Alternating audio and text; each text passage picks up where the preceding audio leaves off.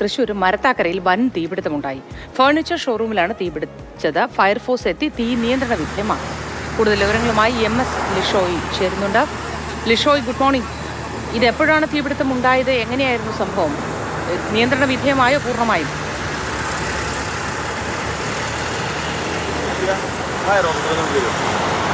തീ ഇപ്പോൾ പൂർണ്ണമായി നിയന്ത്രണ വിധേയമായിട്ടുണ്ട്. ഇന്ന് പുലർച്ചെയാണ് ഈ സംഭവം ഉണ്ടാകുന്നത്. ഏകദേശം 1 മണിയോട് കൂടിയാണ് ഈ സംഭവം ഉണ്ടാകുന്നതെന്നാണ് കരുതുന്നത്.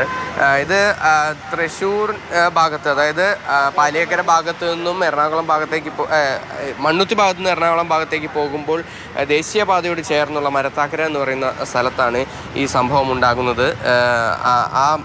ഉടനെ തന്നെ ഈ സംഭവം ഉണ്ടായ ഉടനെ തന്നെ അവിടെ എത്തിയ ഫയർഫോഴ്സ് ഉദ്യോഗസ്ഥർ ഈ തീ അണയ്ക്കാനുള്ള ശ്രമം ആരംഭിക്കുകയും ചെയ്തു.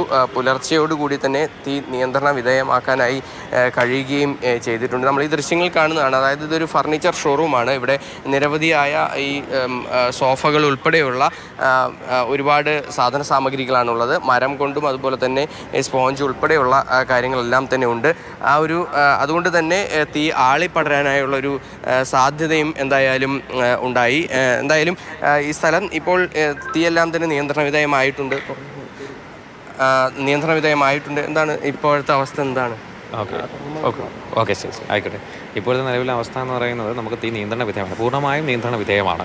ഏകദേശം നമ്മൾ 6 യൂണിറ്റുകളുണ്ടായിരുന്നു. അതിലിപ്പോൾ നിലവിൽ 2 യൂണിറ്റുകൾ നമ്മൾ പ്രവർത്തനം നടത്തി. കാരണം വെച്ച് കഴിഞ്ഞാൽ തീ നിയന്ത്രണ വിധേയമായതുകൊണ്ടാണ് ഏകദേശം 74 ലിറ്റർ വെള്ളം ഉപയോഗിച്ചിട്ടാണ് നമ്മൾ തീ നിയന്ത്രണ വിധേയമാക്കിയത് 2 മണിക്കൂർ കൊണ്ട്. എത്ര യൂണിറ്റ് നമ്മൾ?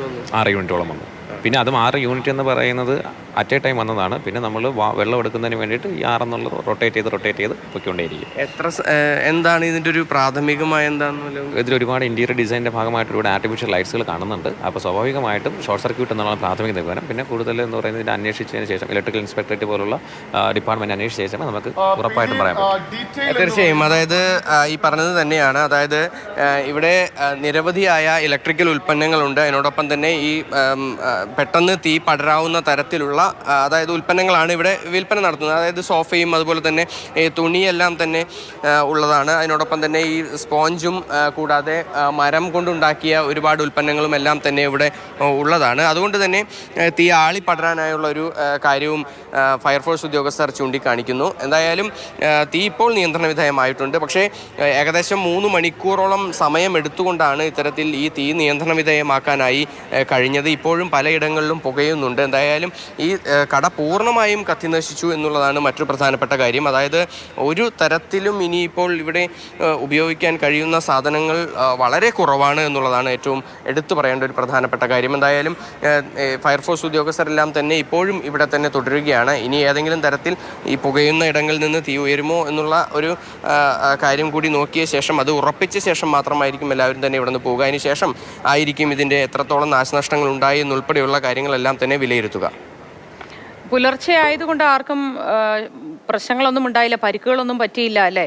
ജീവനക്കാരൊന്നും ഉണ്ടായിരുന്നില്ലല്ലോ ആ സമയത്ത്?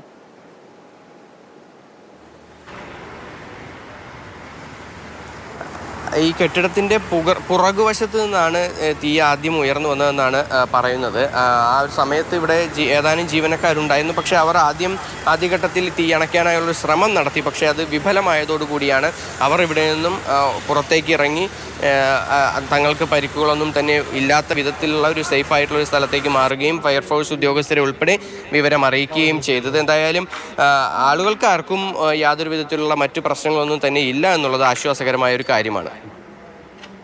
ശരി, ലിഷോയാണ് വിവരങ്ങൾ നൽകിയത്. ഫർണിച്ചർ ഷോറൂമിലാണ് തീപിടുത്തമുണ്ടായത്. ഏതായാലും തീ പൂർണ്ണമായും നിയന്ത്രണ വിധേയമായി എന്നാണ് ഫയർഫോഴ്സ് ഉദ്യോഗസ്ഥരും പങ്കുവയ്ക്കുന്നത്.